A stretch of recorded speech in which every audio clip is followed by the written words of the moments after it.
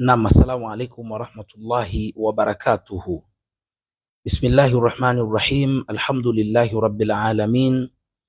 Wassalatu wassalamu ala sayyidina Muhammadin sallallahu alayhi wasallam. Inna Allaha wa malaikatahu yusalluna ala nabi ya ayyuhalladhina amanu sallu alayhi wa sallimu taslima.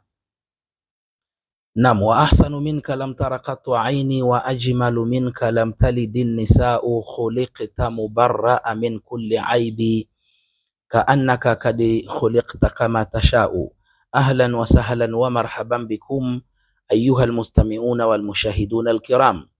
Wapenzi watazamaji, karibuni katika mwendelezo wa darsa zetu na masomo yetu. Leo tutazungumzia tafsiri za ndoto za kupigwa. Tafsiri za ndoto za kupigwa. Lakini ni kuombe, kama ndio mara yako ya kwanza kuingia katika channel yetu, usisahau kusubscribe channel yetu, kulike na kushare video zetu.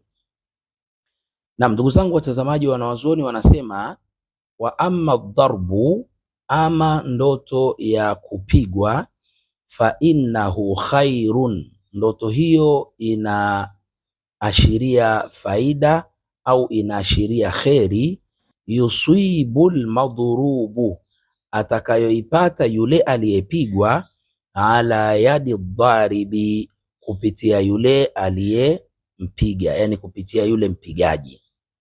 Ukiota kuna mtu amekupiga, maana yake kuna kheri au kuna faida utaipata kutoka kwa yule aliyekupiga. Lakini wanaendelea wanasema wanawazuoni, illa an yara kaannahu yadribuhu bil khashab, wanasema isipokuwa akiota kana kwamba anapigwa kwa mti, yani yule anayekupiga anakupiga kupitia nini? Kupitia kipande cha mti. Wanasema fa innahu hina idhin, basi ndoto hiyo wakati huo yadullu, itakuwa inaashiria ala annahu yaiduhu khairan, kwamba huyo aliyekupiga kwa kipande cha mti amekuahidi kheri, kuna kheri yoyote amekuahidi, lakini fala yufna lahu bihi, lakini kheri hiyo hatoweza kuitekeleza. Wanasema kwa kuendelea, wa maraa kaanna malakan, na mwenye kuota kana kwamba malaika, yadhribu bil khashab, anampiga mtu kwa kipande cha mti. Yani kwa mfano umelala ukaota malaika anampiga mtu kwa kipande cha mti. Wanasema wanawazuoni, fa innahu yaksuhu, basi ndoto hiyo inaashiria kwamba huyo malaika atamvalisha huyo mtu aliyempiga. Huyo malaika aliyempiga mtu kwa kipande cha mti atamvalisha, kwa maana ya huyo mtu atapata hifadhi kutoka kwa Mwenyezi Mungu na atapata ulinzi kutoka kwa Mwenyezi Mungu. Kwa mfano hata wewe mwenyewe ukiota malaika anakupiga lakini kwa kipande cha mti, maana yake utapata hifadhi kutoka kwa Mwenyezi Mungu ama utapata ulinzi kutoka kwa Mwenyezi Mungu.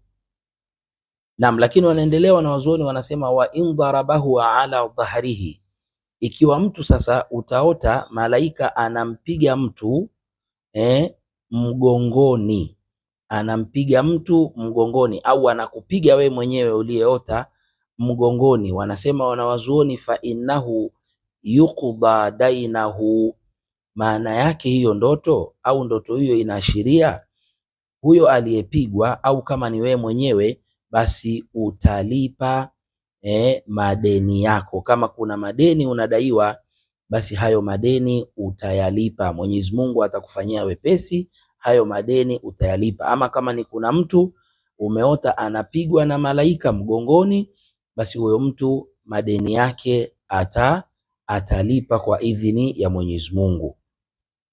Naam, lakini wanaendelea wanasema, wa in darabahu ala ajzihi, na endapo utaota malaika anampiga mtu nyuma yake, au wewe mwenyewe malaika anakupiga nyuma yako. Kwa mfano anakupiga yani anakupiga maeneo ya nyuma, ikiwa ni maeneo ya kiunoni, maeneo ya kichogoni, maeneo ya shingoni, lakini anakupiga ala ajizihi, nyuma yake au nyuma yako.